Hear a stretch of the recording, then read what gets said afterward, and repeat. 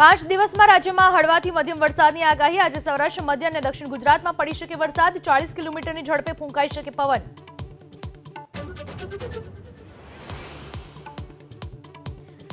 વહેલી સવારથી પોરબંદર, દ્વારકા અને સુરેન્દ્રનગરમાં વરસાદ। છેલ્લા 24 કલાકમાં 32 તાલુકાઓમાં મેઘમહેર। સૌથી વધુ સુરેન્દ્રનગરના વઢવાણમાં 2.5 ઇંચ વરસાદ।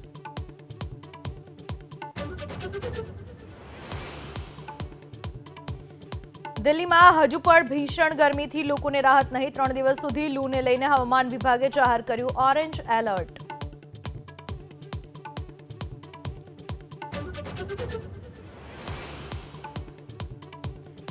રાજકોટમાં ગેમ ઝોન અગ્નિકાંડને લઈને મહાનગરપાલિકાના વધુ 2 અધિકારીઓની ધરપકડ। ટીપી શાખાના રાજેશ મકવાણા અને જયદીપ ચૌધરીને બોગસ રજિસ્ટર બનાવવાના આરોપમાં ઉઠાવ્યા।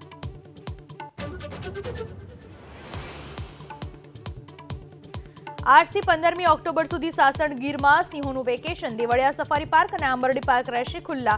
આ વર્ષે 8 લાખ પ્રવાસીઓએ લીધી મુલાકાત।